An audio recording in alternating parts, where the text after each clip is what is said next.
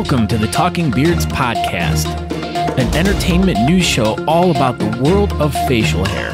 You can catch the show live every Tuesday night at 8 p.m. Eastern by going to talkingbeards.com. While you're at the website, you can check out all the other cool things that we do. We cover the latest news going on in the beard and mustache world, from competitions, contests, fundraisers, and all the charity work. We also have special guests each week talking about what they're doing to make a difference in the facial hair world. We also do trivia each week with really great prizes, compliments of Honest Amish. So make sure you tune in every Tuesday night, 8 p.m. at talkingbeards.com. Now let's get on with the show.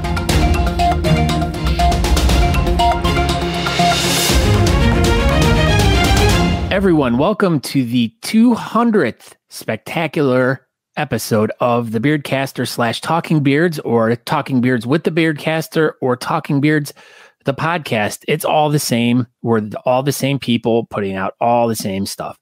So I am Scott Sikora. I am the Beardcaster. I started the Beardcaster podcast in December of 2015. And now we are into June of 2021. So it has been 9 years that we've been doing this podcast. And it finally took us all this time to get to episode 200, which is almost doing 2 episodes a week for the past 8 years. So it's, what's so funny?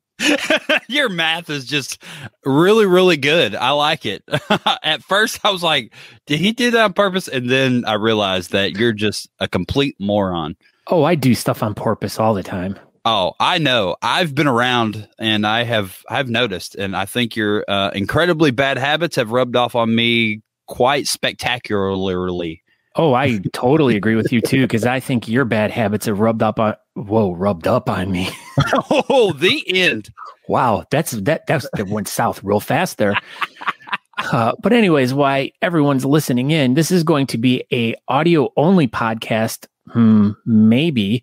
But I am joined with my co-host of Talking Beards, Aaron D. Johnston, world champion, and all around great, wonderful co-host, great, wonderful, loving friend, and just an outstanding individual. And I am so glad that he is my partner in all of this stuff. So, Aaron, how are you doing today? I'm doing all right. So, like Scott said, I'm Aaron D. Johnston, and so I've had the honor of doing this show with Scott over the last 17 years, and I don't know. It's been a fun ride, and I absolutely never, ever imagined that I would do something like this. Like, I mean, I remember back, like we talked about a billion times before, episode 48 was like pulling teeth for me, and I didn't think that I would ever be able to get to this point, but we're here, and you've made it to episode 200. And that's, well, yeah, definitely, and amazing achievement, I think. And, you know, we had a bunch of fans and everyone submit some questions through all of our social media over the past few days, trying to get some ideas of what you guys want to know about myself, us, or whatever, the podcast, stuff like that. So we got all these questions that we're going to go through, but we're going to go through the history of the Beardcaster and then how it's evolved into what it is today. And we'll try to go through it pretty quick, but you can go through older episodes of the podcast, and you'll be able to, you know, get an idea if there's anything that we don't really cover in this, because I mean, this topic has been covered multiple times in past episodes and stuff. So, you know, we'll just go back to the beginning. But Aaron, why don't you go ahead? Yeah. So, this is something that I've thought about doing, and I've probably not got the best questions that I could possibly have, but I've always wanted to interview Scott Sikora. Scott Sikora has always interviewed everybody else, and it's that time. So let's get this ball started. Let's get the ball rolling. I don't know. Anyway, much better. Words. So this question's been asked about 400 times, but I kind of feel like this is a good place to have it for 401. Where did you get started doing the Beardcaster? What got you started? Oh, Aaron, this is a great question. I really appreciate you asking me this. Thanks. Yeah, But anyways, I got started doing it in my basement. I hate you. What inspired you to start doing the Beardcaster? Oh, okay. I guess I misunderstood your question because I mean you were asking me not where you just like, not the place that you started. Oh, like what got you started? What inspired you to do the Beardcaster podcast? Let's go way back, all the way back to the beginning. Okay, actually, then this will be part of a story that's not been told very much. Oh my gosh. But going back to grade school, actually, I had a really good friend. His name was Chris, and I got a boombox tape recorder for Christmas or my birthday one year. We had to have been like third or fourth, maybe fifth grade, and we always used to tape record ourselves like we were like radio DJs and stuff like that. And we came up with this fun little radio station. It was called FM-100. And we would just record ourselves like just being stupid kids. And then we would like, of course, as kids do back in the day, and this is how you had to do it, our favorite song would be on the radio. And we would sit there and we'd wait till it'd come on, and then you'd record it. And then you hit stop, and then you'd take it and you put it in another tape deck. And then we would splice the two together, hit record. And we would build these like really elaborate, like stupid radio shows. Dude, that's awesome. I really wish that I could find these tapes. And I've even reached out to my friend Chris over the past few years, and I'm like, hey, Chris, you don't by some chance happen to have one of these? And I'm like, he was like, no, I don't have anything. And I'm like, oh, I know I have them. It's just whether or not they can be uncovered, but who knows?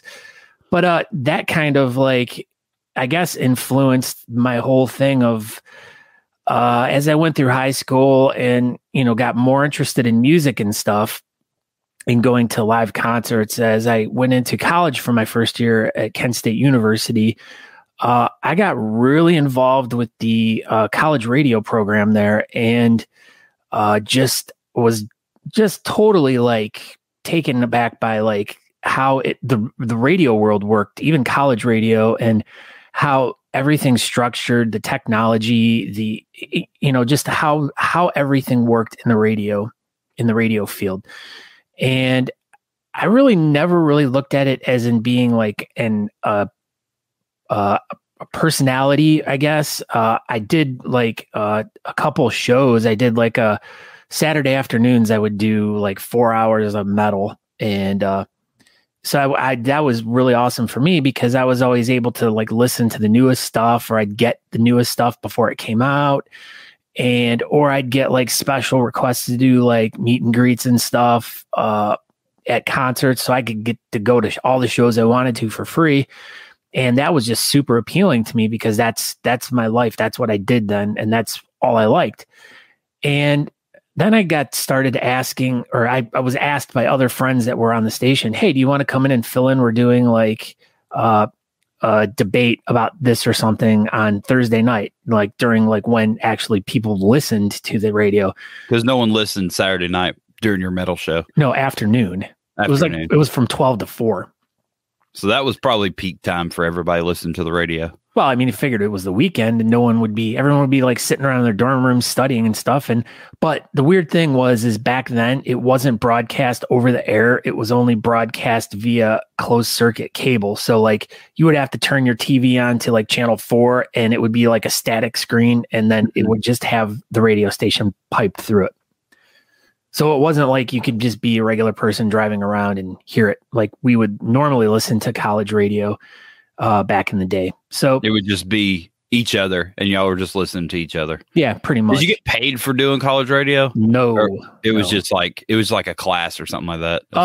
There was communication classes, but I never looked into that. This was just like something fun to do.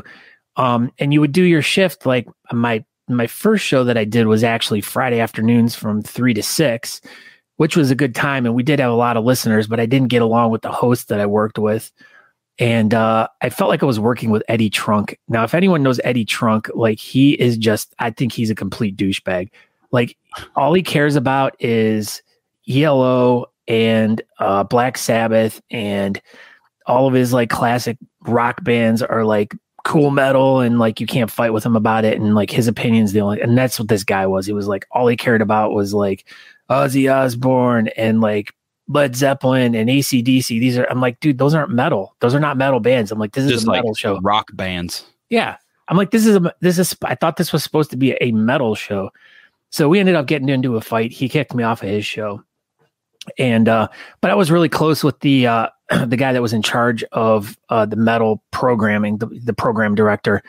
So he stuck me on with another guy, and, then it just kind of blah, blah, blah, whatever, into me getting my own show on Saturdays, which then turned into me doing like fill-ins for like other people's shows. And I would do this one show with my friend Shaggy on Thursday nights. I remember the name briefly, or part of it, something about. Did they call you Scooby? No. Oh, I didn't have awesome. No, but it was something under ruse, something, I don't know. It's funny you did a show called Shaggy, because this is something that I've probably never shared, but like early 2000s, I was doing a lot of construction stuff, as I still am. And on this one project in Lawrenceville, Indiana, literally only like most of the people on the site didn't even know my name. They only called me Shaggy. And good story, Pee-wee. Hope you find. I was just telling you. Look at that. Look how all the dots connect. Yeah, because it didn't connect right, because I didn't do a show called Shaggy. I worked with a guy named Shaggy. Yeah, and you do again. Oh my God, you're so right. Bonehead. Now see, there you go. Oh, you were connecting the dots. La la la la. La la la. Connected dots. Anyway, as you were saying. So I would fill in on these random shows with guys. And then my other friend, Ryan, had a morning show. So for a brief stint, he couldn't do it or something. So I went in, I was doing like 5 a.m. till 8 or something before I'd go to class. Point being, though, is I was like not paying attention to school, and I was not doing all this other stuff that I was supposed to, because I was just more enthralled with being part of the radio station and broadcasting and doing all that stuff. And so I pretty much, like, we'll just say that I did not go back to Kent the following year, because my grades were not as good as they could have been to actually. Radio ruined your college career. Yeah, it killed the college. That's where I was trying to go, but I couldn't piece it together fast enough. But. Yeah, I know where you were going. Radio killed the college student. Yeah. And so after that, it was like I went back. The next year, I didn't do anything. And then I went back to a Kent branch for a couple of years. The college just didn't work for me. Yeah. And really got involved in music at that point. And I was in bands, just playing, working jobs, doing whatever. And it just, it kind of like went to the wayside, the whole radio stuff. And I didn't really care about it. So you never like tried to pursue being a radio DJ or anything like that as a career? Nope, not at all. I mean, it didn't. Do you ever think like maybe that's what you could have, should have done? Or No, it was never ever a thought. Like, it was just something I enjoyed doing, even when I enjoyed it at the most, and I was really deep into the college radio scene. Like, it was never like, hey, I'm doing this because this could be a good career thing or whatever. But it just was, I was doing it because I enjoyed it, and that was it.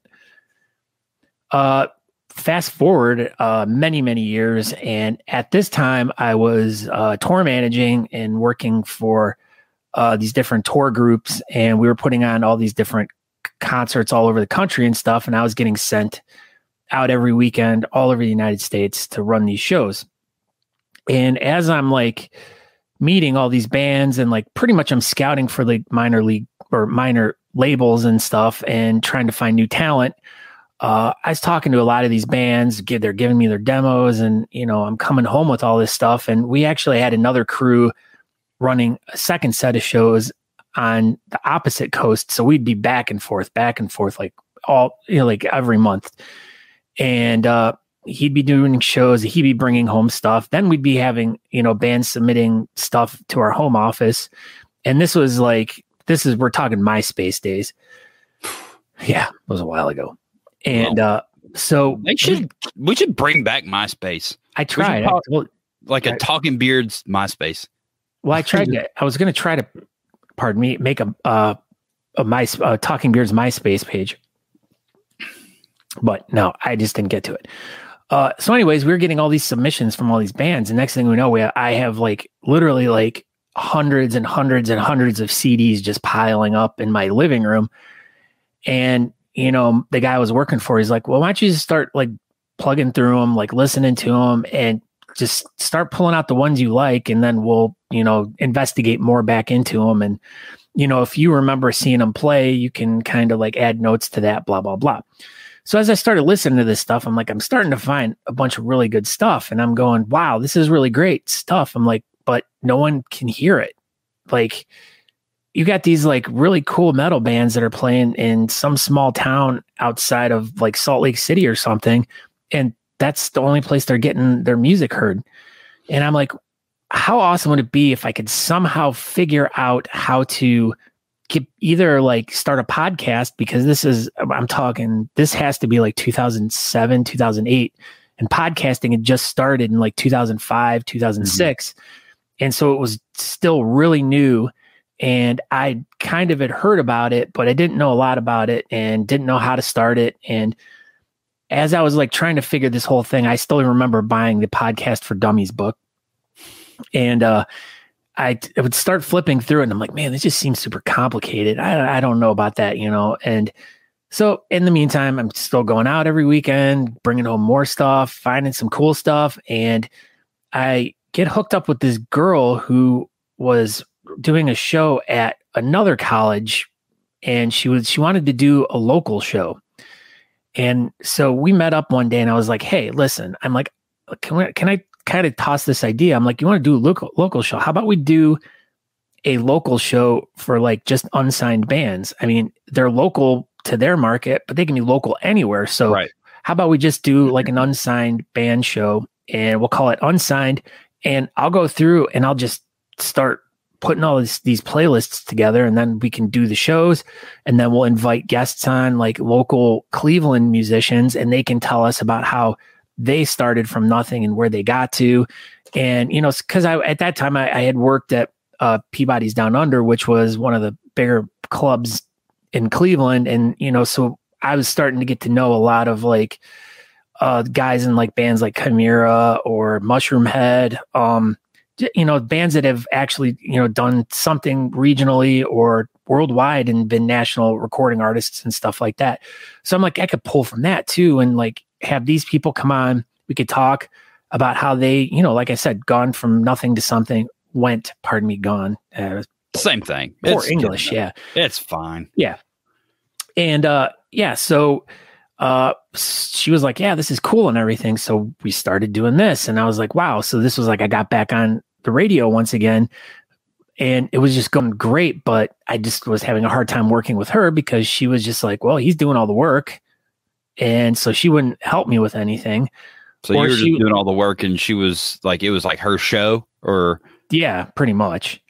And was it on like a regular, like an AM or FM channel? It was an FM channel, 88.9 WJCU. And so what I would do was I would get these songs, and then I would like let the bands know. I'm like, hey, we got a station out of Cleveland, Ohio that's going to be playing your song tonight. Blast it out to your fans. Here's the link so they can listen to it online. So we were getting tons of listens from all over the country. And at this time we were promoting like these bands, like, hey, check these guys out and stuff like that. And it started getting, and it was doing really well. We had a couple other companies approach us about wanting to like go more internet radio with it. And, nothing ever happened with it. So I wonder why. It seemed like it was a really good thing. It was starting to catch on. Well, yeah, I mean, and especially in like the year 2000, I think this was like 2008, 2009. Mm-hmm. You were like cutting edge. I've always been cutting edge, Aaron. Oh, I know. By this point, I've already had a super long goatee for like the past 6 years. So I was already like well into the bearding world without even knowing I was. Yes. Yeah. So needless to say, things didn't work out and we split ways. And, but anyways, as that happened, I still was doing shows and stuff. Still reading your Podcast for Dummies book on the side. Yep. And just nothing ever came of it. And so probably around the year 2011, 2012, I got my first iPhone.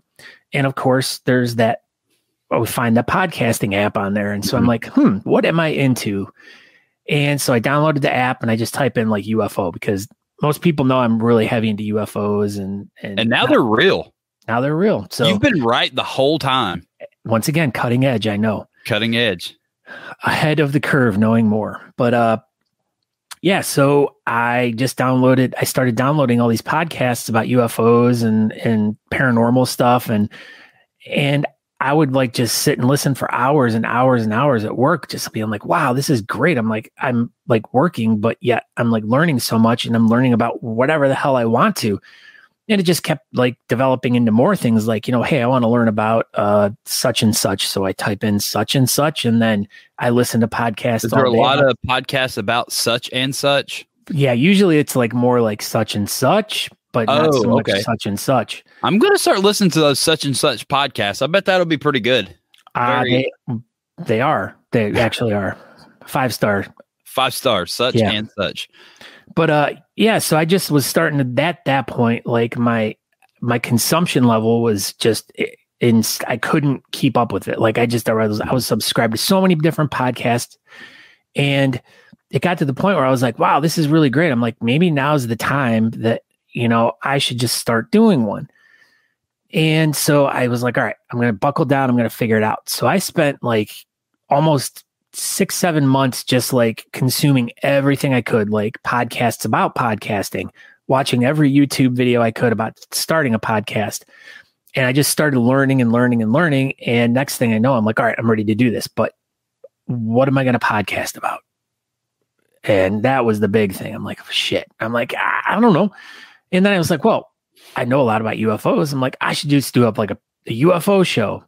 And so I'm like, getting ready to do this, blah, blah, blah. And getting my book collection up, starting to make contacts with people and stuff like that. And when like literally I'm getting ready to do this, and probably 3 or 4 other podcasts like launch that were all UFO stuff with younger hosts and stuff like that. And I was just like, what the heck?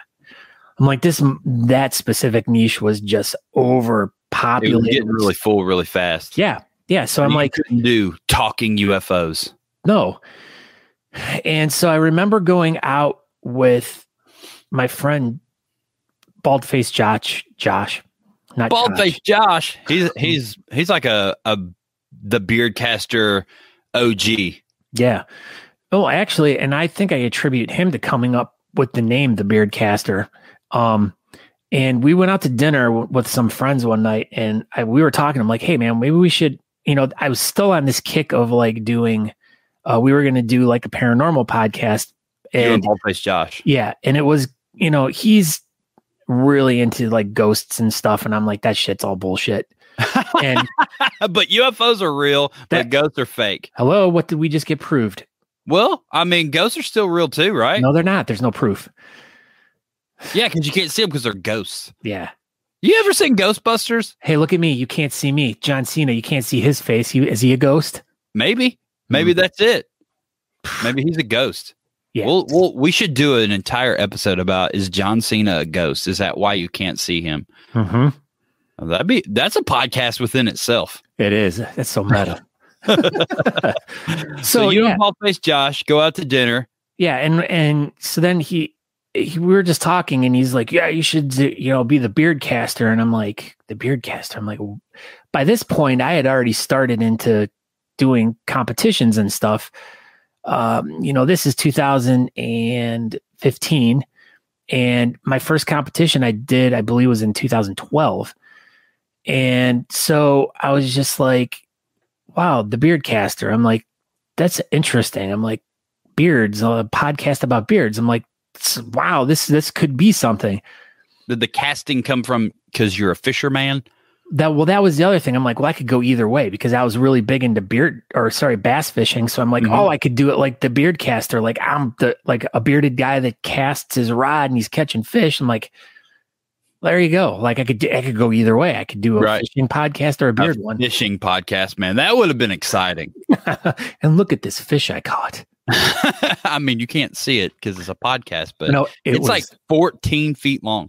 Yeah. I mean, everyone would have to believe it because that's right. I mean, that's what you do when you're a fisherman. Yeah, that is. And so that's kind of how it was born. And I was just like, you know what? I go to all these competitions. I'm really meeting all these really interesting people. And that's how it started. That's how I got into it. I mean, like literally like from when I was like in third grade all the way till 2015 when I started it. And it was scary. Like, and I even go back and listen to the first episodes. They're horrible. Dude, you were so good. Like I went back and listened to the first few episodes not too terribly long ago, and you were just such a natural from the from the beginning. It was amazing how really good you were. Just I would have never thought that was the first thing you did. Like episode 1, like I would have thought you were already doing some stuff and you were just like, oh, I'm going to start doing a podcast about beards now. Like nothing ever, like me as a listener and just being a fan of the show, nothing ever led to me to believe that was like your first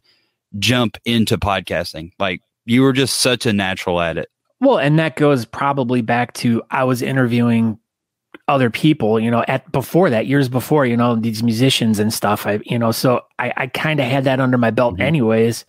And just being in the beard community, I was always very inquisitive and always asking questions and this and that. So I guess already training yourself for that moment. Apparently I was, Aaron. Yep. Apparently I was. Apparently. So yeah. So like I said, I go back and I listen to these older episodes and I'm like, they make me cringe. But hey, you know what? That's where I was at that point. You know, obviously in the past 6 years, my style's completely changed. You know, we've gone from a, just straight off interview show that I was doing with people to now it's more of a talk show format where it's Aaron and I interviewing and also having all these other segments, and that was the thing that, when I first started, I was like, that was kind of what I wanted. I wanted it to be like interview. And then I wanted to have segments on the podcast. Like, yeah, I want to be able to cover all this stuff because there were so many competitions going on and there were so many like really cool beard oils and stuff and companies. And it's like, God, there's so many things I want to cover and I want to talk about. And then as I started like really doing the show and getting like, as they say, knuckles deep in it, they don't really say Is that what they say? Knuckles deep? You're not even getting elbows deep. Oh no, we're just going knuckles. We're going to like the first knuckle. Yeah. But yeah, so God, where was I going? I don't know. Knuckles deep. Yeah, knuckles deep. Yeah. Deep. I was really getting more interested in like the story behind the people that were like putting the events on and the events themselves more opposed to, yeah, this beard oil is great. Like I'm like looking on YouTube and everyone's doing like beard oil reviews and it's like, let's do something different. Yeah. And there was only one other podcast that was similar to what I was trying to do and what I started to do. And it was called The Drunken Beardsman. Okay. And it was based out of Australia, actually. And he had done a ton of episodes. And his whole thing is he was a bearded guy. He didn't compete, but he like at times he would have bearded guys on there, work competitors, and he would ask them questions. And so I really enjoyed those episodes. But then other episodes, he would talk about whatever he was like drinking, like some sort of, or like he had read a book and he, so he wasn't like, it wasn't just, one specific thing. It was just, he was a drunken beardsman that was talking about whatever he wanted to talk about. Yeah. So that's where, and him and I bounced ideas off each other. He's a really cool guy. We still keep in contact every now and then. That's cool. But yeah, I mean, that's how the whole podcast started. That's how the whole idea developed. And that's kind of how the whole idea is kind of transformed over the years. And, just to constantly like check in through like to see other podcasts. And it still was like for years and years and years, there was no one else doing, there's been other people who've started podcasts that were similar and, but they just, everyone quits after like, 5 episodes, 20 episodes, 30 episodes, but to be like where we are right now at episode 200, like says a lot, especially as a podcaster. Now, there's a statistic out there right now, and as of June, 27th, 2021, there are now currently over 4 million podcasts out there. 4 million? 4 million, but only 600,000 of those have put out an episode in the past 30 to 90 days. So there's only like 600 actual shows that are actually doing something. Do you know any statistics about ones that go over 200 episodes? Or is there No. a number that they hit and kind of stop? Usually it's six to Really? 6 to 10. Yeah. That's not very many A at new all. podcast that start, and that's what's happened is the number has jumped exponentially over the past couple of years, but it's because there's these companies like Anchor out there that you can sign up for do a podcast for free. And people are doing like, oh my God, I'm going to be a podcaster. And they start. I'm a podcaster. And then they do a few episodes and then they just kind of stop. Yeah, because they don't realize and that was the same with me when I started. I'm like, oh, I'm just going to record a podcast. Well, next thing I know, I have to learn how to be a web designer because I have to make a website. Yep. Oh, wait a minute. Oh, now I need to know how to be a social media marketer. Oh, wait a minute. I need to know how to market. Oh, wait, I need to know how to do this and that. And there's more to it than just talking in a microphone and hitting record. There's all these moving pieces to it. So people actually listen to your podcast and actually get the message that you're putting out. Because, I mean, if you're just recording something and no one's listening to it, kind of, sort of, what's the point? Yeah. I mean, but that's the same with this is for years and years, I didn't know people were listening to it. They were. I saw my numbers, which were never overly crazy, but I was always happy with them because, like they always say, it's even if I had 200 downloads for an episode, someone's like, well, imagine being inside an auditorium and 200 people are sitting in that auditorium.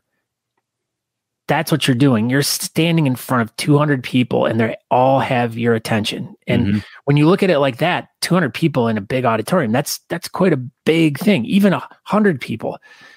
And even last night, as I stood in front of 40 people in a bar and emceed a competition, I just felt so connected with those people because they were there to not to just experience the whole thing. And me being the MC of the night, it was your job to kind of story tell the whole thing. Yeah. Yep.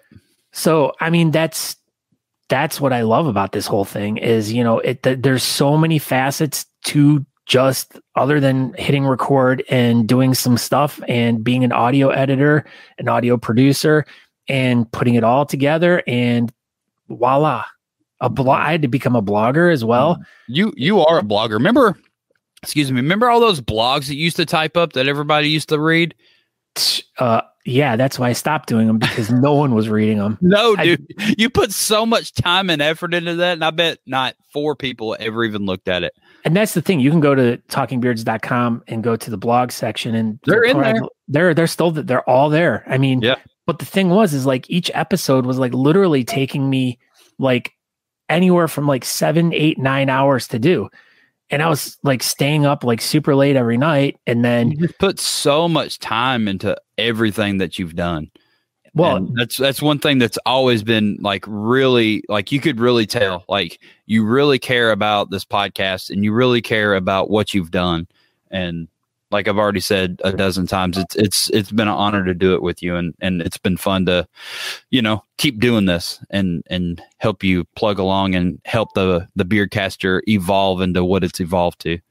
Yeah. So then that goes to the next part of the story of pretty much how the Beardcaster kind of switched over or kind of opened its arms and wings into becoming Talking Beards. Mm-hmm. Now that whole story, as I said, my whole dream for this show was to, I wanted to do something that was more of a news, I was thinking news show, right. Anchors and Beard news. Yeah. And, interviewing people and then talking about different comps or different news, different stuff. I mean, because I felt pardon me, there was so much stuff going on, and it's and like I said, still no one else was really stepping up to the plate to do a show or anything like that. So I had met. Now, Aaron, you might have to help me with the timeline on this. Okay, I got you. Because, timeline? Well, either it was I met you or it was Chris that I met. So when you I met first. Yeah, I think we met first and we kind of joked about it, but you and Chris really kind of cooked up the idea of talking beards before I was involved. Yeah, you and Chris talked about it in Austin. I think what was it? February 2018. That was right? Come and shave at 12. Yeah, you and Chris had talked about it, and you all came up with the idea for the show, and then invited me on. Yeah. So taking a step back, then, since Aaron's corrected my timeline here, now we'll go to the next question. That would probably be the most logical one. How did Scott and Aaron, of course, meet? I like that you're asking my questions that I have written down. Like, I mean, it's fine. I'm just saying, it's like, they must just be so freaking generic. I mean, I've got a few that you're not going to guess, but I mean, as far as the timeline stuff goes, that's right. Like, so how did we get started? Well, yeah, and it had happened that as I kind of researched back, like we had been at competitions together. Not really. I don't think our paths ever crossed. You were at the one that we did at the Cleveland Agora, because I saw you in the pictures. You were there. Yep, that was right. That was our only time that did you compete? You didn't, did you? No, because I was the behind the scenes guy on that one. See, so I never even saw you. And that was early. That was 2016. Yeah, you were full beard guy at that point. I was full beard, styled stash, and that was still like 16 was like it was my third year in, but it was like the first year like I was really picking up any steam doing any competition stuff. And you can't really pick steam up, Aaron. It's like a gas. Shut up. You know what I mean? Like I had any momentum doing any competitive, and I was at least kind of sort of comfortable being on stage. Like my first couple of years, it was a disaster of me being on stage. But then like the third year, I can at least be up there without, having a full on panic attack. So I don't remember even seeing you, but that would have been it. That would have been the only time that we crossed paths in the beard world before 2017. Yeah. And so anyways, I got the luxury of going to the World and Beard, or the 2017 World and Beard Mustache Championships in Austin, Texas. Was not going to go, and literally at the last second, I got my friend Adam Cosgrove got me hooked up with the American Mustache Institute and Can You Handlebar, and they teamed up and they sent me there to cover the event, and that's how I got there. And like, that's when my life completely changed. Like I got there and I felt like such a fish out of water. I didn't know anyone. But everybody knew you because you were the beardcaster. But that was the thing, is like, as I said, I didn't know like people were listening to me. I didn't know what was going on. Yeah. So I was like, holy crap, that's the beardcaster. That's how I felt when I saw you. But I mean, I did know a few people. I knew like, a few RVA guys, and I mean, these are people that I had interviewed on the show before and everything. And so I went to this competition, just like I said, pretty much not really knowing people very well, and was kind of there more to like just mingle with people and get to know people and kind of connect with people. And, that's pretty much what a little bit of content or something. Yeah. Or, seed relationships for future, knowing that they were going to be doing something in the future that needed to be covered under the Beardcaster. And so anyways, getting to the point of where Aaron and I meet, I still remember like us, like always like that whole weekend, like we'd be in the venue, wherever. And I always felt like we were giving each other stank eyes so bad. Oh yeah. Bad. And I was in competition mode. I didn't feel like talking to anybody. And that was the thing, is like every time I'd see him, I'm like, wow, what a fucking dickhead. That's wow. No way. Yeah, really? Dude, I went there. Yep. Oh yeah. I'm like, dude, he looks like a fucking jerk. That's awesome. That means a lot to me. Well, there you go, man. You really had the resting bitch face that whole entire weekend. Dude, I was like, I don't even understand. Like, I was so much in the zone that whole weekend. I wanted it so freaking bad. You went all the way to Texas to go to AutoZone? I hate you. Get in the zone, baby. AutoZone. Yeah, that's right. AutoZone.com. with lasers. It's our commercial.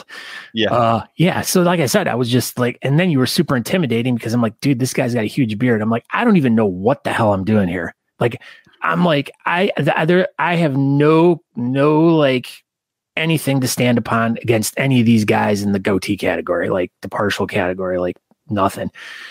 And I remember getting up on stage. Same way I felt about you. Like I was thinking like, I don't know, like you had this giant blonde beard or goatee, and it was, I don't know. I thought you were going to get me. And Natalie and I had even talked about that before, because she was like scoping out competition for me before we went. She was like, this guy, I was like, yeah, his color is really, really good. And in my eyes, my goatee wasn't that big. You know, like I thought yours was bigger than mine, but it's just like perspective, I guess, because I just see mine all the time. I don't know.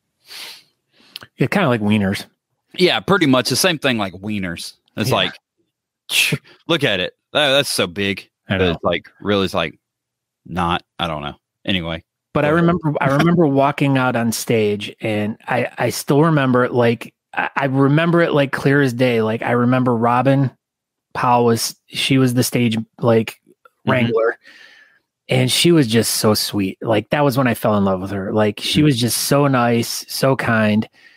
And I was back there with Amy and Jody were back there too. And I was like towards the very end, and I just remember being back there with them and like just so nervous, and they're like, yeah, go. You're going to do great. You're going to do great. And I remember going out on stage, and you came out with your microphone. Came out with my microphone. God, that was so cool. I know. And so then I walk up, and Jimmy's up there, and he's doing the interviews of everyone. And, you know, I remember sticking my microphone up to Jimmy and like, you know, trying to like, and this episode is out there where I have the audio from all this. Yeah, it is. Because I'm recording all of this as I'm going out there. And I remember talking to Scott Miller back there like that. I mean, he was just so flashy and extravagant. Yeah, dude, Scott Miller's like, awesome. Yeah. And I just remember like standing up on that riser with everyone going, wow, what the heck am I even doing up here? And, you know, I remember walking off and like we were backstage and blah, blah, blah. And as the evening's going on, and, you know, I'm just kind of getting engrossed in the evening, feeling more comfortable and everything. And then, you know, they call up the goatee category, or did they just do it right after? They did it right away. So, yeah. So we all went on stage, and then they stared at everybody, and then, you know, the top three stayed or whatever. And then everyone else wandered off, and that whole thing. And then Aaron wins. And I just remember. Holy crap. Yeah. I just remember, and I was telling this story to someone last night about how I remember being backstage because I was waiting for everyone to come off. And I remember you and Natalie, like Natalie was like waiting for you, and you get in the back, and Natalie was just so excited. Like she was just pumped. Like you can listen to, there's audio of, you know, like I think Chris has it on. Well, I don't even know if Beards and Reviews still a YouTube page. I think it's gone. Is it still up? It should be still up. I think I looked for it the other day and it was gone, but maybe, I don't know. Anyway, there was a video, and like you saw, it was like he did like the whole goatee category, and you hear it when they say my name. You can hear like this loud, high pitch ass scream, and it was Natalie. Like you can hear her over everybody. And it was, I don't know, it was a really, really cool moment. And yeah, I remember getting off stage, and you were there with your microphone, and I had no idea what to say, not a freaking clue. And you actually just pretty much just interviewed Natalie, because I was just like, yeah. He was in such shock, and Natalie was just so excited. And like but that was like that was like the moment that everything just like, that was when we connected. Mm-hmm. We didn't talk. When you stopped thinking I was a dickhead? No, I was just genuinely excited for you. Like it was just why do you feel like you were so excited that I won? I don't know. Like I just don't know. Like I said, as the whole couple days of just seeing you around, and like I said, looking at you the way I was, it was just like maybe once I got the whole perspective of being out on that stage with everyone and just like feeling so insignificant. Mm-hmm. Like I just saw how confident you were the whole entire time, and the way you carried yourself. Like I said, you had that resting bitch face. Like you had that, my shit don't stink. Stay away from me. I'm the king shit here. I wonder where that went. That went away. I need to get that back. I don't think so, because that was a scary look. I liked it. Your bubbliness is just so attractive now. I don't know. I don't like it. I need to bring back the resting bitch face. Like, I remember, like, every time I ever got ready for a comp, like, it was just like, I remember a bunch of times, like, I would just do, and people would try to talk to me, and I could hear people, like, not even Worlds, but in that whole time frame of 2017 goatee lead up to Worlds, like, I don't know what was going on. It was just like, I was so much in the zone, and every competition, I just was so much. Shut up. I was so focused on Austin all year long, and the more I won, the more I was just like, I mean, maybe I could do good in Austin, and I don't know. Like, people would try to talk to me in lines at competitions and stuff, and I just wasn't having it. Like, I told Natalie, I don't even know like how this even come up, but I remember. Probably RVA. I would take some pictures and stuff. And I was like, I just felt like when I was like taking pictures in that time frame, like I felt like my eyes were burning. Like, I don't know, like it was like literally death glare you were giving at me the whole time. That's how, I don't know. It was just something like, I just felt like I was so focused that my eyes burned, if that makes any sense. And I don't know why. I don't know what was going on. Why I was just so determined. Actually, I know why I was so determined that year, because I had quit drinking and my mom had passed away, and I was dedicating that whole year to trying to live my life, you know, like she was watching me, and I just wanted to do so good, so bad that whole year. Like nothing else mattered in my entire life was to win that year. And I did. Like that year was, in my whole bearding career was incredible. I think I did 20 competitions, and I had like 18 first place trophies. Like that year was nuts. And then we led up to Worlds. And yeah, I remember being backstage at Worlds, and I was first one there. I was first one in the dressing room. I was waiting for it to get unlocked. I came in. I've got all the pictures in my phone under a category, and it was the whole day. Like I came in, I got ready, and I sat by myself. People kept trying to talk to me, and I just wasn't having it. And I just prepared myself. Literally, I was the first one there, and I was the last person to get lined up. There was no in between hanging out. I was the last person to come get in line. And the first person I saw besides Paul Roof when I came out there was freaking Patrick Dawson. I'd never interacted with Patrick Dawson. I think I saw like one picture of him online. Like he doesn't do social media really. So it wasn't like Patrick Dawson wasn't like shoving himself down everybody's throat like I was. And everybody had seen me. I'd been, Instagramming like crazy. But Patrick Dawson, he was just kind of behind the scenes, and he was winning, getting second place at Worlds and stuff like that. And I came out and I was like, oh my gosh, are you freaking kidding me? Like I'm looking at all these dudes. I'm like, maybe like I might be able to beat these dudes. And then I run into Patrick Dawson, and I remember taking a selfie with him and texting Natalie. I was like, well, this isn't going to end well.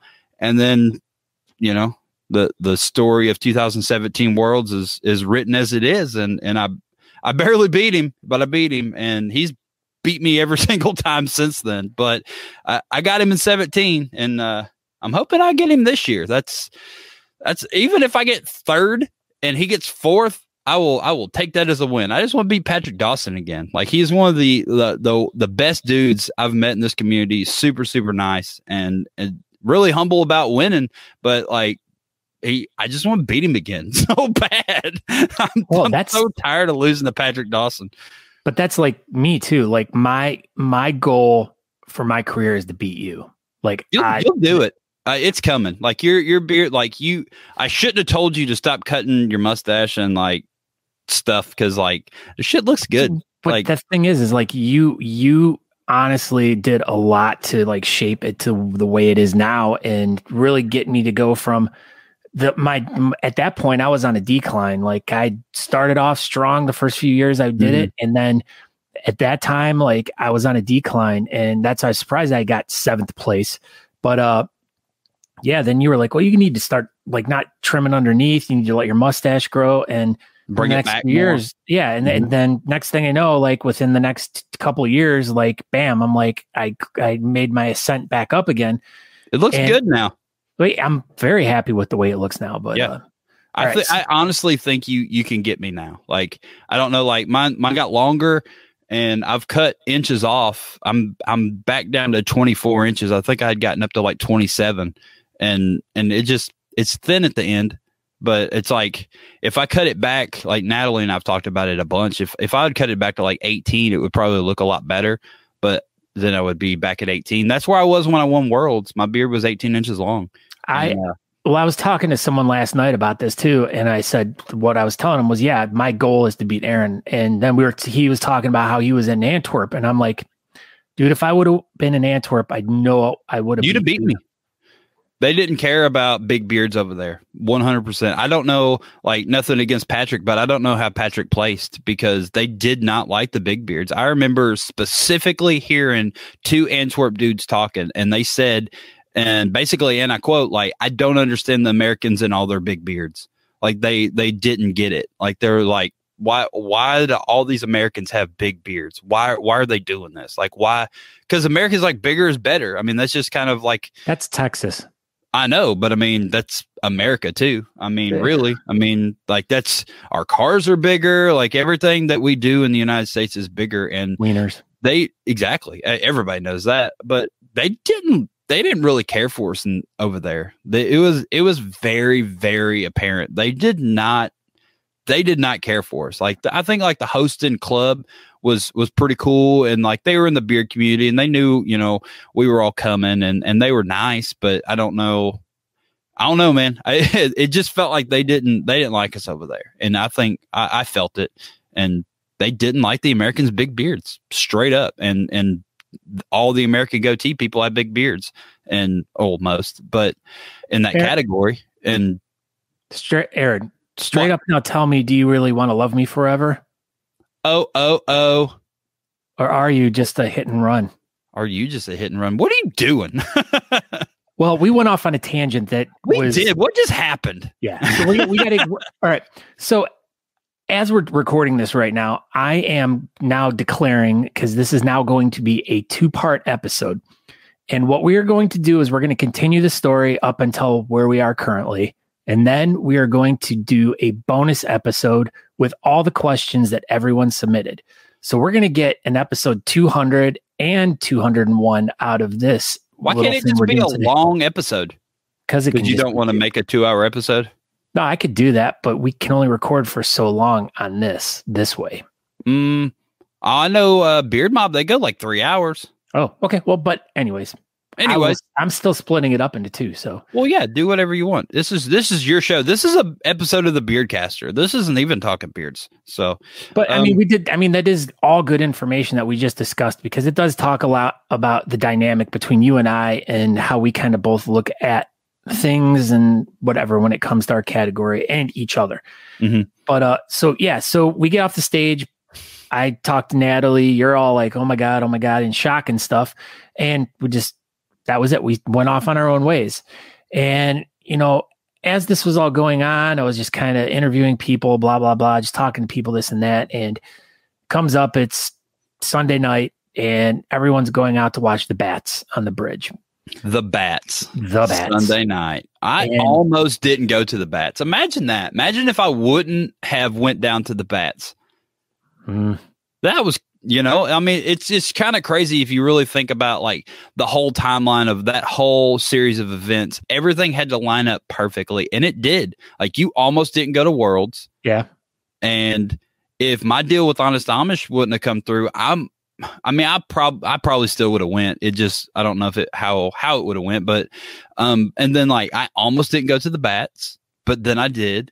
And then the only reason I ended up on top of the Bats is because they were all pooping on us, and we didn't know to not be down low. We didn't know to be up high because no one told us that. So we were down underneath the bridge, and then we were getting crapped on. So then we like start running to get up on top of the bridge where everybody else is. We're like, what? This is a great view down here where all the Bats are. We can look at them. And that's why everybody's on top of the bridge, because we're getting pooped on. And then that's where we ran into you. You were interviewing some people. Yeah. So I specifically remember I had my recorder and I was standing, I feel bad that I can't remember exactly who was there. I was down there with Sparks and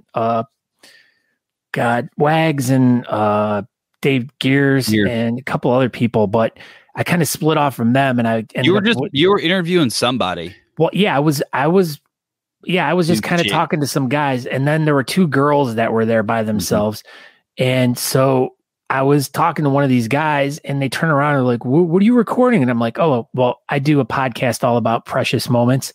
And we talk about your favorite precious moments figurines. And these girls were just like dumbfounded, like, what?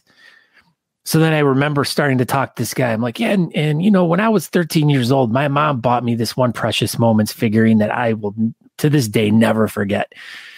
And I just remember like going off like that. And these girls were just like, what is going on? And then, you know, we let them in on the gig. And then we were explaining to them like the whole entire weekend and of all the stuff that had happened. And the night was getting over and done and everything. And I just started walking. And as I'm walking, I see like you were across the street, I believe, right? No, I walked up behind you. Oh, yeah. So you were interviewing those two girls and I guess that guy or whatever when I first saw you. And I think I just harassed you for a second and then we kind of wandered on. And then you came back. We were standing there and then you came back. And then I think we just started talking. I didn't think so that was the whole thing. I didn't think you were actually recording. I thought you were just like joking around, but you were recording. Yeah. So I was recording. And if you guys want to hear this, it is what episode is it again? Episode number 48 of the Beardcaster. It is the best episode ever recorded ever. Yeah. So there's still probably so much content from that Austin trip that has never seen the light of day. No, that is absolutely true. And every interview I ever did, there's so much more to it than what I just put out. Like I have tons and tons and, you know, and maybe someday when I have the time, I'll put out little snippets of stuff here and there. But yeah, so I went up to Aaron. I'm like, oh my God. I'm like, congratulations. And like, I felt like super obnoxious. And then I felt super obnoxious as well. And that was the thing is like, we both like totally fed off of each other's vibe. And then next thing it was off to the races and we're like going down the street. Yeah, dude, it was crazy because like everybody that was with us, we probably had like 5 or 6 people with us total. And like everybody was like laughing, like, and it was just them laughing was making me want to be more obnoxious and ridiculous. Same with us. And then next thing you know, we're yelling at cars going down the road and cars are fire truck. Yep. The dog. Yeah, the dog with the green lights all over it.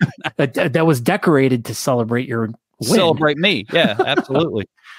But yeah, it just turned into this whole crazy thing. And then next thing you know, we get into a car and that was it. Gone. That was the saddest thing when it was over. You just got in the car and drove off. I was not done. Like we could have walked around downtown Austin for another hour and recorded so much more obnoxious stuff. Like I was not done. And then you just left me. I was like, well, this sucks. I can walk back to the car now. Yeah. So then I think it was like probably less than a week later, we start messaging each other and exchange phone numbers. And then we're like inseparable via text message. And then we start talking on the phone. And I don't like, that's kind of it. That's how it started. And then it's just like, it has not stopped. It's only gotten more intense over time. Then when like all the naked pictures you send to me all the time and stuff. And I don't know. I mean, I obviously I send them back, but I mean, I just don't understand like why you even started doing it. But I mean, I like it. I'm really handsome, so you are, and I appreciate it. But I don't know. I thought that was just kind of the weirdest part of our whole relationship when all the nude pictures started. Yeah, true. But we're there, so I mean, I'm not complaining. Yeah. So then, as this happens, then it just kind of rolls into. I then did a proper interview with you on the show, which is episode 48. Right. We talked to each other, and then pinned at the end of that episode is the bridge discussion that we had. So that's on there too. And so if you want to hear all that, you can go episode 48, the Beardcaster, or go to Talking Beards. That's where you'll find it. But yeah, so I just continued doing the podcast. And then, up comes the following year. And I still was thinking about this idea of making a talk show. And at that time, by that point, I know you and I had talked, and you had got asked to MC an event. And I specifically remember this phone call, and you're like, dude, I can't do this. I can't do this. I'm like, yeah, you can. I'm like, this is a perfect opportunity for you. I'm like, you're very outgoing. I'm like, you got such a great personality. I'm like, you need to be the guy up there commanding a crowd. And I just remember, and you were just like, you had such doubts. You were just so like, you had no confidence whatsoever. And I'm like trying to explain to you, I'm like, that's exactly how I felt when I started. And I'm like, but now it's like, you get up there, you get to a point, at least for me, where you get up there and the crowd doesn't exist. It's just you're up there and you're talking and you're just communicating with the either the contestants, the judges, the crowd, and it's like you're in a different place, a different world. So one thing that I do is I try to find like one person and I talk to them a bunch. That's what I've done. I've emceed 3 events, but the first one was just a complete blur. Nobody was there. And that was the one you were talking about. And then I've done 2 real ones. And both times I've just like found that person that I was like, all right, well, you're getting picked on. And I didn't even know the person either time.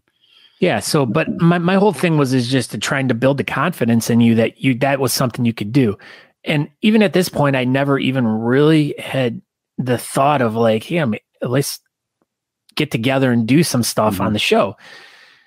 And then in the meantime, I had gotten hooked up with this guy, Chris Odom, who is based out of Austin, Texas, who was doing videos and stuff. And I'm like,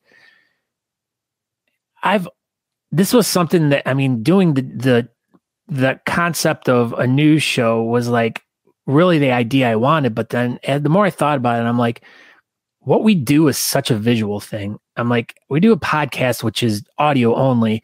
And you have to either be very descriptive of what you're talking about. And if you're interviewing someone who's not a good interview, it makes it difficult. So it's like trying to play theater of the mind. And if I can't translate something well and get someone to think about what I'm talking about and being in the moment, then it's just a conversation.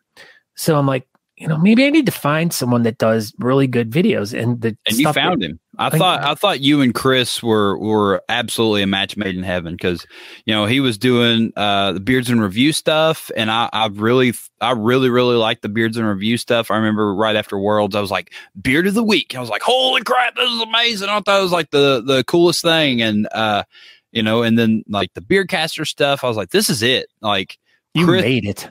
Yeah, Chris and Scott this is going to be the most amazing thing. I remember you saying like, yeah, I've been having these conversations with Chris and like, yeah, I loved it. I thought it was perfect. So I had set up, I'm like, Chris, all right, so I'm coming for Come and Shave at 12. I want to get together with you and let's meet. So he picked me up from the airport and we went into downtown Austin. We went to the Chili, what the heck was it called? The Chili Factory. No. Gosh darn it. The chili store. Something like that, yeah. Y'all went and ate chili. We ate chili. And I had Frito pie. It was really good. And so I was like, hey, dude, I'm like, this is my idea. I'm like, I want to do a talk show that is like live. I want to do it like, because this is 2018. And like, StreamYard's not around. There wasn't a lot of shows that were doing streaming. The streaming thing was still kind of new and, or it was just like straight up like YouTube Live or Facebook Live. And it was just, Facebook Live was just one person. It was just real. You couldn't do stiff. 2 on, yeah. And then Chris was huge into YouTube. Like that was his thing. Like he was really, really, really good with the YouTube video stuff. And he was using this software called OBS, which basically you could take in multiple feeds and then make it. And I'm like, oh my God, this is exactly what I've been dreaming. I'm like, to be able to do a live talk show newscast where we can have multiple people in, we can bring guests in. Oh my God, different segment. I'm like, this is it. I'm like, so we're like, all right, we're going to start doing this. And I believe that, I was just like, but we need another person. I'm like, I want to get someone else that I feel like can have personality that's going to be good at this and everything. And I'm like, it has to be Aaron. Like, it just has to be Aaron. I don't understand why.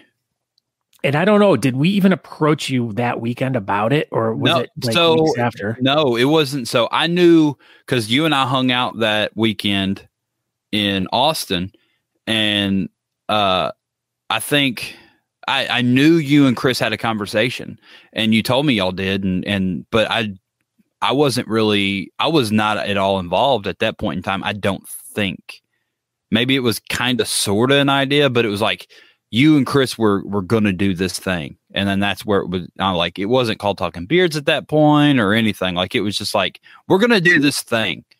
And then that was it. Like, you were going to do, what was it? You were going to do like an episode of the Beardcaster and then do a Beards in Review and back and forth or something like that. That was like one of the original ideas, something like that. And then y'all asked me later on, and I had no idea why. Didn't make sense to me. So I don't know how the name came. I can't remember the name. I came up with it, I do believe. So we were all brainstorming about it. I went back and tried to find this freaking text message conversation because I know we had it, and I don't know where it is. I don't know if we had it on Facebook and it got deleted or whatever. But I remember you, me, and Chris were brainstorming the idea because like we talked about like some like talking goats and like all kinds of stuff. Like, I don't remember everything that got brainstormed, but I could be wrong, but I feel like maybe Beards Talking or something was like, what about Talking Beards? And then that I remember Beards Talking. I remember that one. The Beards Talk and Beard Talk. And like, it was like, that was, maybe we even looked at like social media stuff and was like, what's even available? Maybe it went that far. I think that actually, now that we talk about it, I think it kind of was like reversed engineered that way. I think because we were like, what are we going to, we have beards and we're going to do a talk show. And it's like, what's available? And then we kind of started looking around, I think. That to me sounds very familiar. Because I remember I was laying in bed and it was just, we were chilling, and I remember that's when it came up, because that's when I made like the Twitter account, and then we ended up with 2 Twitters, and we still do. And like Instagram, I think Facebook, it was available, and then it was like, oh, there's a Talking Beards Instagram. I was like, you freaking one person that you've never even posted on the page. So we had to do Talking_Beards. Not that still irks me, but you know, that one stupid person. Yes. Anyway, but yeah, so that's where that came up. So then the 3 of us started doing this show, and we didn't even start doing the show till like September. Yeah, it was a while. We talked about this thing for like 6 months. Yeah. Yeah. So we did our first episode in September. And I was just like, all right, you know what? I'm like, it was rough, of course, just as like I said, you go back to episode 1, 2, 3, 4, 5 of the Beardcaster. It's rough.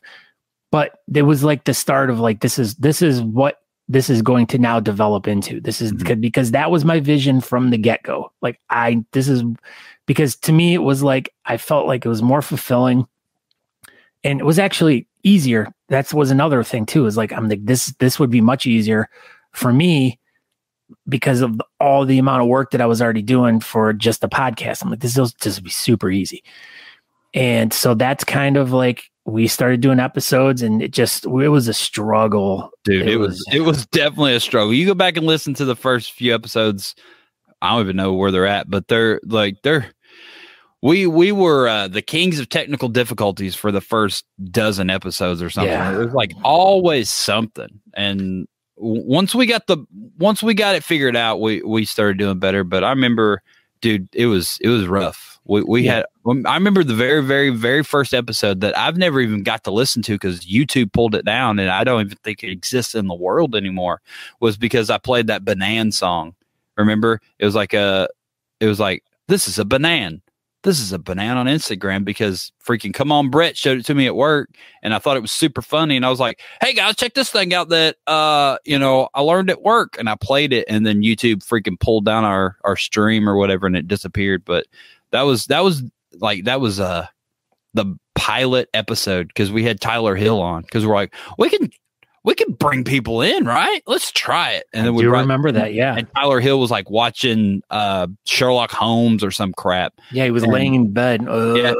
Yeah, I'm totally slug. I'm a slug. Oh, check me out. He probably even still had a mustache back then. And yeah, so that was our first episode, and it was all right. Like I think 99% of it, I'm just sitting there going, because back then the episodes, like we didn't stay on the screen like this. It was like whoever was talking got the full screen, and then if you're talking, then you were the full screen. Remember that? Yeah. And I was like never on there because I didn't have anything to contribute to the conversation ever. And I don't know, that changed. But that was like the first few episodes. And then, like I said, every episode was just technical difficulty after technical difficulty. And the best technical difficulty ever in Talking Beards history was when Chris's computer started playing that cartoon when I was in New Jersey. Yeah. How was that even happening? We couldn't stop it. We didn't know where it was coming from. Weren't we talking over it though? Yeah, and then we're like, our audio was working, but it was just, I don't even know what the cartoon was. It was like some bear. I remember. I know, like, what is happening? What is this? And Chris like, I don't know how to make it stop. That was awesome. Yeah. So technical difficulty. I mean, we still continued on regardless of technical difficulties and all this other stuff. And, we did it. We made it through it. And as time went on, we were getting frustrated with OBS, and I'm like, we got to figure out a different thing. So we discovered StreamYard. You probably found StreamYard through a podcast, didn't you? I did. I still listen to podcasts all about podcasting. Like that is like what my main thing is, and that's all I care about is listening, because I just want to continue to get better. Skill. Yeah. And so we started doing that. And at the same time, Chris was starting to, they were getting ready to sell their house. They were moving from Austin to Savannah. And he made the move, and he started a new job, and he was having a rough time, making time to do the show. And, of course we're just also, you really need to focus on, your family too, because he's got 963 kids and backpacks and stuff. Backpacks he had to take care of. I know. I mean, that's a full-time job just to pay for all those. I know. And so it just kind of we kind of parted ways at that point, because we just knew it was going to be tough for him, and we didn't want to make any more, stress in his life. And, and I'm sure trying to do the show was extremely stressful at that point in time, and was like, oh, just don't worry about the show. Don't worry about it. And that's where we ended up with Chris. And then we found StreamYard. We tried OBS when it was just you and me at first, right? Yeah. And it was we couldn't figure that crap out. We're like, wow, Chris was really good with this stuff, because I don't even know what's going on. I think we did one episode with the OBS with you and me, and I was like, nope, never again. We got to figure something else out here. Yeah, so we discovered StreamYard, and that just kind of completely changed the whole entire thing. And StreamYard.com. Yep. And if you're interested in getting a StreamYard account, please message us. We have an affiliate link that will help you out and help us out. So, but yeah, so we started doing that, and then next thing you know, it's just it was becoming really easy, and it was we're getting. And that was the whole thing the whole time. We wanted something that was not a lot of work, that was going to be easy, because the Beardcaster was, like you've said, dude, it was a ton of work for you. You were staying up all hours of the night. You were tired at work. You were putting all this time and effort into the Beardcaster, and you're like, I just want to do this thing. I like doing this thing, but I don't want to spend my whole life doing this one thing.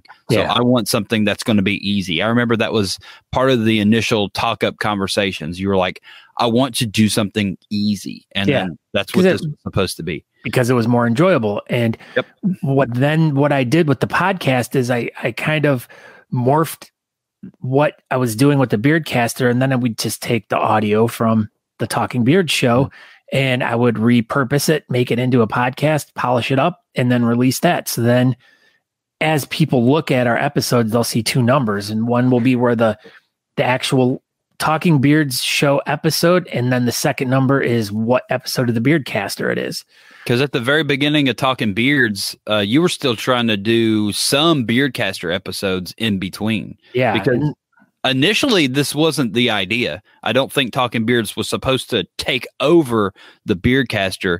It was Talking Beards was going to be like a supplement to the Beardcaster. Yeah. You were still going to do Beardcasters, and then like, this episode was going to be the Beardcaster, and this episode was going to be the Beardcaster with Talking Beards, and then back and forth. And that was the initial idea, and that's not what has happened.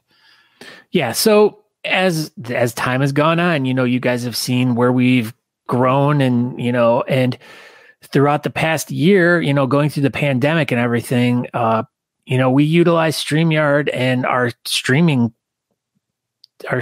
knowledge to be able to do some really cool stuff. And, being one of the first groups to be able to throw an online competition, teaming up with the FHL, like that was a huge deal. And being able to use StreamYard and to get, keeping people together and in touch and giving them some sort of like regularity to their life that they had before COVID and the lockdown and everything was our whole purpose of what Talking Beards turned into last year. We just wanted to keep plugging along and trying to keep whatever bit of the community together through the whatever the struggles of 2020 together. Yeah. Like we just wanted to keep the community going as best as we could. We wanted to help. Obviously we weren't going to keep it going, but we wanted to contribute our part to, making sure it was still as intact as possible once it was all over. Yeah. So as the pandemic went on, we kept doing our stuff, and, we get into the end of last year, into the beginning of this year, and I just got into a funk with everything and was just like, I did not have any desire to do the show. I did not have any, I was just either burned out or just needed something different. And my enthusiasm level just went downhill. And, a lot of people saw it, got a lot of comments about it. And I have been struggling through all of this and, just trying to get everything going. And, so we've mixed the show up a little bit over the past couple months. We've changed some different things, and some things have worked, some things haven't, but it's been kind of giving me a new perspective, and it's getting me excited again. And, but then it's still I still was not feeling it. I just felt like something's been missing. And, Aaron's just been wonderful. And, we talk all the time, and always just how you feeling? What's going on? What can I help you with? Just really concerned and a good friend. And the other night we start having this text conversation really late. And I pretty much just tell him, I'm like, dude, I don't want to do this anymore. I'm like, and I was super nervous. This is literally finger up to ear breaking news. This is absolutely. That no one knows about, because we just 2 days ago, this conversation happened. And I'm like, dude, I just don't feel it anymore. I'm like, I feel like Tuesday nights are more of a hindrance in my life right now than they are fun or anything. Yep. And, he's just like, what are you quitting? You quitting? And I'm like, no, I'm not quitting. I said, I think we're doing the right things by, changing it up a little bit to kind of get me interested again. And I said, but I don't know what it is, man. I just feel like I'm done. I just don't know. I just don't think I don't know. And I know I left him kind of on a cliff where he didn't know. And then I fell asleep and wasn't able to respond back to him. And I was like, well, I guess this guy's asleep now. Yeah. Yeah. So then yesterday happens, and yesterday I got reminded of a lot of things, and I have been so disconnected with the beard community in the world over the past year. Absolutely. You haven't really gone and done much of anything. Yeah. It's work and go home and hang out with your family. That's been it. And, I get asked to MC this event for the Beard Mob West Virginia. And, I love MCing stuff. And it's what you're made to do, I think. Who knows? But I was really not feeling it. I was I wanted to go. I wanted to do it because I'm just I like doing this. So I'm just going to see what happens. And, having these conversations with Aaron and then my mom, and just like, I'm not excited about this. Mm-hmm. And I get there and, it's a small event and there's some people there I know and a lot of people I don't know. But they all knew you. Apparently.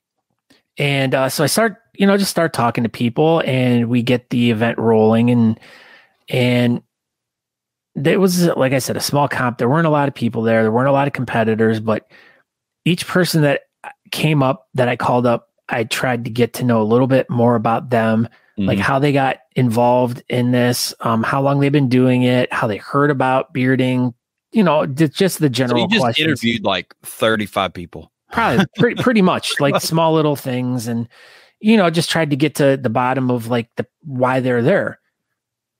And as I start talking to people, I keep hearing, well, this is my first competition. This is the first time I've done anything, or I just got into it a year ago when COVID started and this is my first chance to come out and compete. Or I did your guys' online competitions and now this is my first real one. Mm-hmm. And I kept hearing that over and over again. And I was just like, wow, I'm like, there is something to this. Like we have been connecting with the people. We have been, doing things that make a difference, even though I know we do things that make a difference. And that's kind of the whole purpose of the show too, is to promote the community and all the things that we're doing. But I feel like we're a mouth for that sometimes, but like, I'm not listening to the words coming out of that mouth. Right. And it's crazy when you go to these events and then you actually see like people actually do give a crap about what we're saying.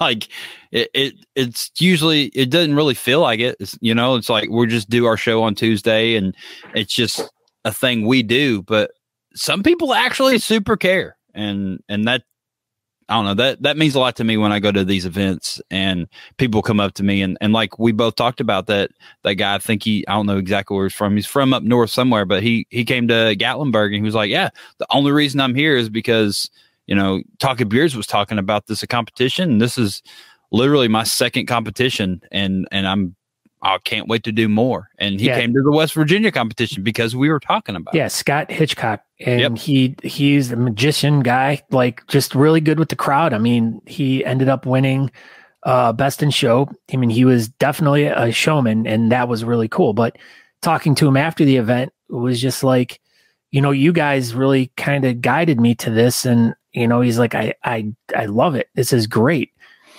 And, just to sit down and talk with all of these people like at the event and just see how happy people were and just the ability to be at an event again and the ability to spread the community and, have conversations and, try to help people either, help them with their club, help them work on their beard better. I had a bunch of guys come up, I got this, how do I, it was like, I like helping those questions. Yeah. And I made an announcement to the whole, like it was a small, intimate group that I could just, I could talk to these people and, say like things like, if you need help, we're the experts of this. We've been competing for years, like myself, Israel, and, and the other guys there, the Mad Viking guys, Jason and Jason. I mean, they've been involved in the community. The Jasons. They've been involved in the community for a long time, and they've seen it. They've been there. They've done it. They know how shit works.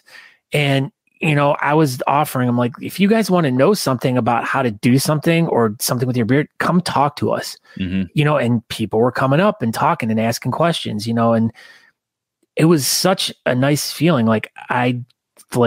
I texted Aaron. I'm like, oh my God, this is the best experience I think I've ever had. You have no idea how happy that made me when you texted me that. I was so nervous. I was like, Scott, he doesn't even really want to go up there. I was like, I just hope he goes. Hope he don't talk himself out of not going. And then you were there. I was like, all right, he's there. And then like, I knew that FHL was messing up. I was like, oh my gosh, I just wish I was up there and I could like helped with something.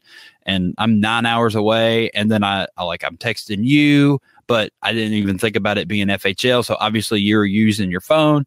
And I was like, I don't know how it's going. And I remember I texted Corey. I was like, just send me some videos of Scott Like, I just want to see how he's doing. I just want to see how it's going. And then obviously he's utilizing his phone too. So I'm just like, I'm just so in the dark the whole time.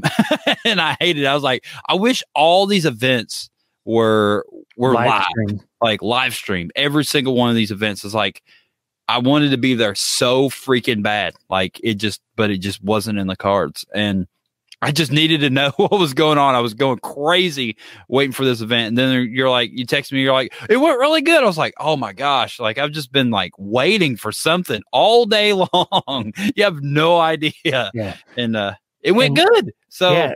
And I literally, like, I feel like I got kicked in the ass and got reset, and like, dude, that's awesome. And just coming into today, like usually on Sundays and stuff, we don't do anything. But today was like, I was so excited to be like, oh my God, I can't wait to sit down and record this. And yeah, I was shocked. Like, I texted you this morning and I was like, hey, how's it going? You're like, you ready to do the show today? I'm like, I guess we're doing the show today. All right, that's cool. And I was all excited. Yeah. Like, yeah. And I mean, it's going to be one of those deals like, hey, you know, you're about to release episode 201. We should really record 200.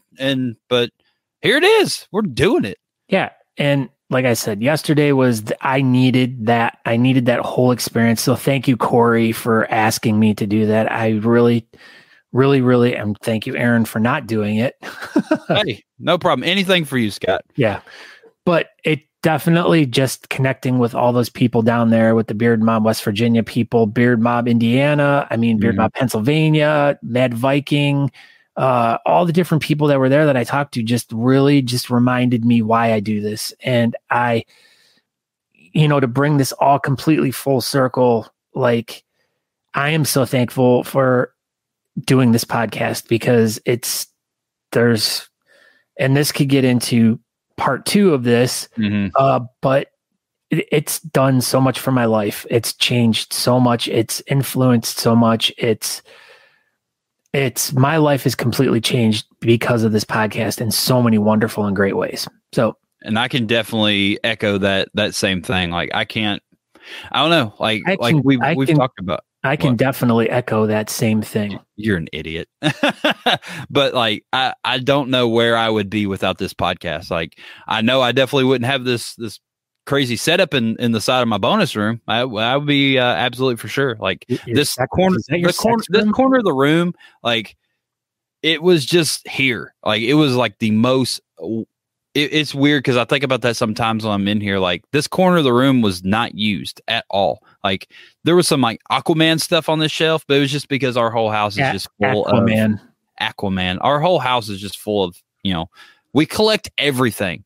And this part of the room was kind of behind the couch, and no one even, I never even really looked at it or paid any attention to it. And now I feel like this corner of the house is like the most important, like, well-known part of the whole house. And I don't know, it's just weird for me to think about that sometimes, because like this corner was just so insignificant, and now it's the most important thing in the whole house to me. Yeah. And I don't know. I appreciate doing this podcast with you and what you've done for me, and you've gotten me out of my shell. I've never really been a big talker or anything like that. I've never been able to do that. And now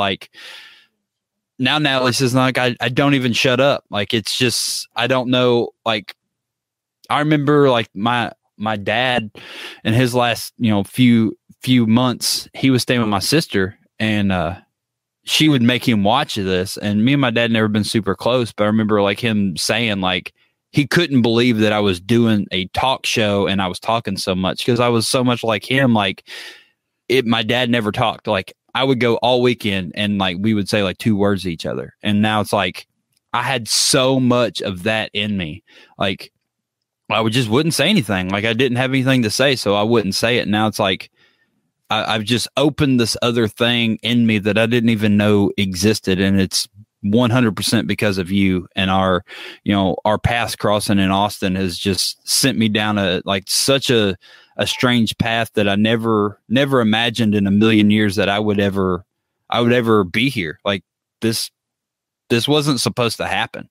and it's happening, and it feels right, and I like it, and I can't wait to continue doing this. And even if Talking Beards ends at some point in our lives, I'd like, I probably will keep doing something. Like, I don't know. It's just, doing this just means so much to me, and I like doing it so much. And I don't know. It's weird that this has happened, and it's just you never know. You never know what'll happen in your life until it actually happens, I guess. And I don't know. It's just super crazy and cool that this has happened, and we're doing it. Yeah, and I mean, and the thing is we don't know what is going to happen to us or for us.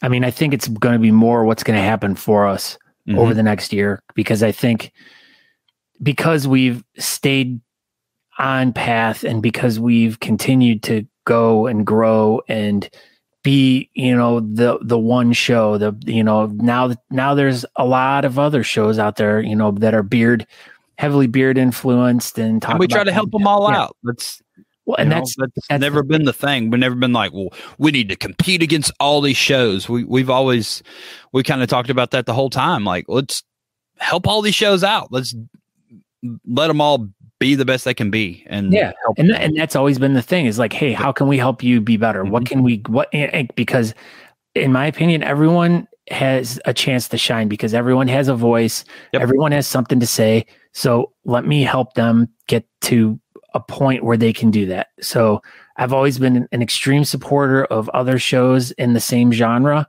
Some of them, like I said, haven't lasted, they've kind of fizzled out. Others are continuing on, and like I said, more power to them. There's billions of people on the planet. If you can, not everyone's going to like our show, but might like your show or whatever. And that's totally cool. I don't really care. Like, we have our people that watch us. We have people that discover us. We're doing what we can do to do what we want to do and try to improve the bearding community. That's our whole thing. So, I mean, with that being said, I mean, that's the whole goal of Talking Beards, is, to try to increase the information about what's going on in the bearding community. With that being said, remember back in the day when I was asking you questions? One of the questions that I did have on here was, where do you see yourself in 5 years? And then me celebrating you asking me this question. And then the second part to that where do you think Talking Beards will be in 5 years? I believe in 5 years that we will be doing some sort of something based off of this, but something different. Yeah, I can see that. And I see it being exponentially bigger than what we ever thought it would be. Like, I'm talking like ESPN level. Like, they're going to hire us to be correspondents on ESPN. Well, ESPN, and then they're going to bring in Rutledge, and he's going to be the third guy on this show that we put together, and we're going to be like commentating different things. You, me, and Rutledge. I like this. And he's going to be in the middle, because I mean, even though his beard that he has, well, at least the last that I saw, he had a pretty gnarly beard. Yeah. So, I mean, he obviously wants to be fitting in with us even more. He wants to so bad. Every time I talk to him, he was just like, I just want to be involved with you guys so much. I know. It's constant. Every time I talk to Rutledge, it's the first thing he brings up. NASCAR on the beard. NASCAR on the beard. So, but yeah, I mean, that's where I see 5 years from now. I think that as long as we continue doing what we're doing, something's going to happen. And I think so too. Because that's the thing. The more we keep going, the more opportunities that keep like literally landing in our lap. Mm-hmm. That is true. We've got a couple cool things in the works right now. So we'll see what all comes up. But yeah, that's one of the things that if we can continue down this path and something, obviously gets to our, where we can go to more events together and travel more. So I would love to be able to live stream events like we kind of talked about. It's like, I would just felt like I was missing so much in West Virginia. It was like, I can't be the only one that felt that way. And it would be super cool to do, like we've talked about before, and what we were set up to do in England, and then, COVID, but do a commentary play-by-play of events. And me and Sean, actually got to do it at Mobfest, and it was super cool. And it was kind of, obviously I was missing doing it with you, but it was what I feel like Talking Beards could do. And we could go to these events, but the whole real life situation of, have to have a real job and traveling is super expensive, and, that whole aspect of everything. But if it was in a perfect world, we could just like every weekend, we just travel to events and do a live stream from each event and sell Honest Amish and be bingo bango, and then pack it up and go to the next one. Yep. That'd be awesome. But, and it could be done. I mean, it could be done. But that would be the dream. I just love everything about bearding. It's, like you, it's like we hit points. It's like, I don't even know if I feel like doing this anymore, but it's like, just keep plugging away and then it comes back, or change it up. If you keep doing the same thing over and over and over, obviously that's going to get boring.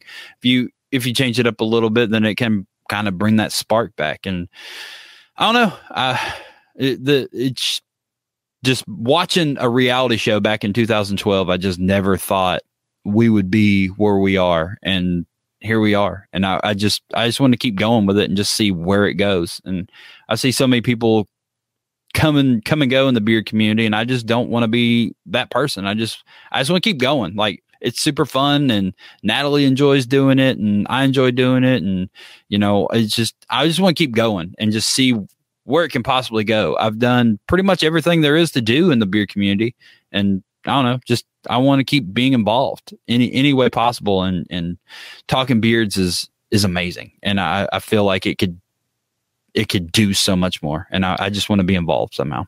All right. So what other questions do you have before we stop and go into part 2, where we do the listeners' questions? Right. So, something I had listed, but we kind of touched on it. I said, I was going to ask you just what attracted you to come to me in Austin. Like, what was it exactly that made you want to talk to me? But I feel like we pretty much touched on that. Yes, we did. I touched you. You touched me. And then bearding, where do you see yourself? We didn't really touch this. You said in 2012 is when you first started competing. What initially got you to compete? What was the thing? Like, what happened? Like, where did you find out about bearding, and what got you started?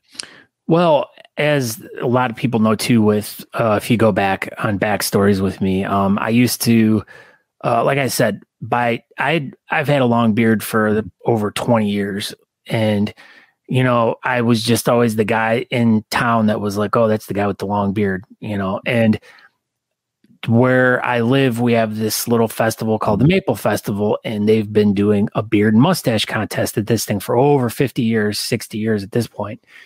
And like in the mid 2000s, when I had my first beard and I was growing it, I'd do this and you'd win a cool coffee cup and a $5 off a haircut.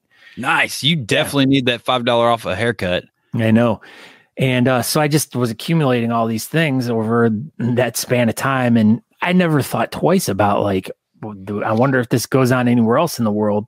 And probably around 2008, 2009, I was dating a girl, and her dad was like showing me pictures of Jack Passion. Like, and he's like, the man. This guy. Yeah. And like, oh my gosh, these are like, there's like world competitions. I'm like, nah, I'm like that. I just kind of like brushed it aside, whatever. And so then I was still doing my Maple Festival ones, and just that's where I thought the world was, like these small little things.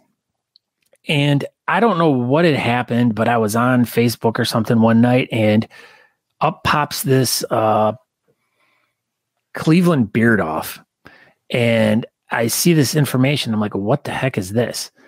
So I start looking into it, and I'm like, wow, there's a beard contest. I'm like, maybe I should do this. And so at the time, my wife was like, yeah, this sounds like something really cool. Let's go talk, we'll go check it out and everything. So I sign up for it, and we go and we do it. And when I walk in, these guys were like, oh my God, who are you? And I'm like, wow, you guys got great beards. Who are you? And next thing you know, they're like, oh, we have a club and we're doing all this stuff. And I'm like, wow, this sounds really great. And they're like, well, you should come and join our club. And I'm like, let's just see how this all goes. And they're like, well, we're having a really cool competition in a couple weeks called the Buckshot Beard Bonanza. And I'm like, all right. So I show up to this thing and there's all these people there. And I'm going, who the heck are these people? This is like, I mean, a Whisker Wars had happened already and it was going on. This was like backlash from Whisker Wars, kind of. This had to be because there was a ton of people there from the show or people that I just recognized from something. And, I just started talking to people and I was like, wow, you're from where? Wow, you're from where? Holy cow. Like there's like 100 contestants at this thing. And I'm like, dude, this small bar was like, everyone was like packed in there. It was just amazing. And I ended up winning first place in the partial beard category. And I was just like, holy cow. And I'm like, where's the next one? And you were hooked. I was hooked. Yeah, because I was like, I met these really cool guys. And, then at that point, then I started watching Whisker Wars. I was like, oh, what is this? I'm like, this is like, oh, wait a minute. I met this guy. Oh, wait a minute. I met this guy. I'm like, wow, this is really cool. But I had already, like, my feet were already wet in it before I even saw Whisker Wars and knew what it was about. So that's how I got all started into it. And it just kind of snowballed really quick. I like this. I like this too. I have one more question that I have listed. Just, questions for Scott Sikora. If you could have any job other than your current career, what would that be? Well, of course, doing this. Obviously. I mean, if it wasn't for podcasting, if obviously we would do this, but other than podcasting, if you could have any job, what would that be?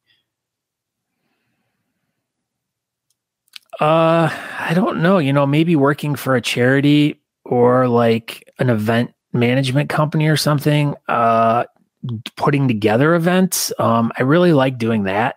Yeah, that's fun. Because I like doing that for the beard community too. And it's a lot of fun to like, and that's what you were doing with like the band stuff there.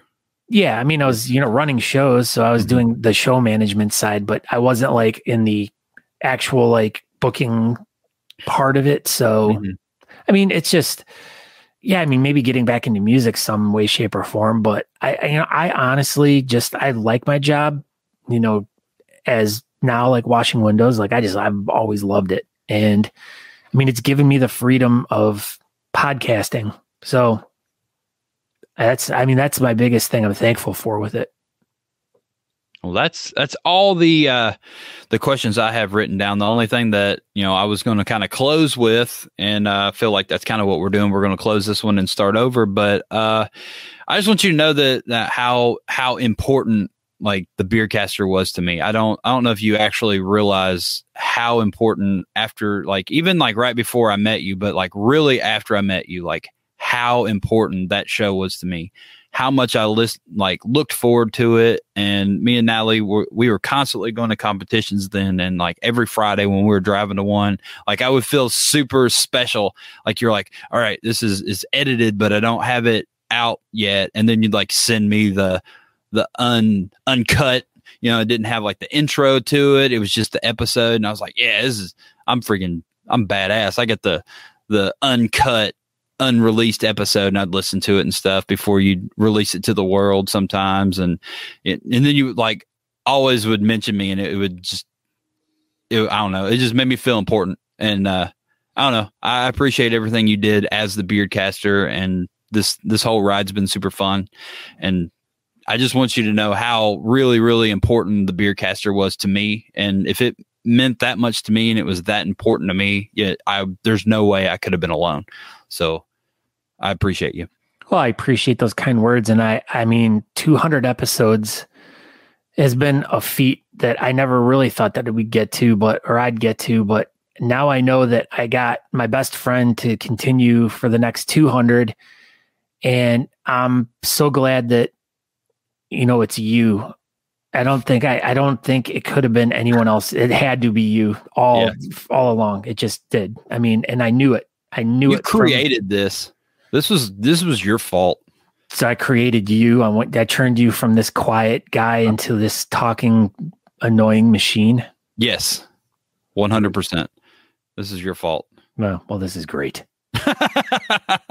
Well, thank you for it. I thank you for the kind words, and I appreciate you very much for all that you've done for the bearding community and for holding me accountable for the things and really being a guiding light to me and someone that just deeply cares and a best friend, like I said. And I thank you for all of that.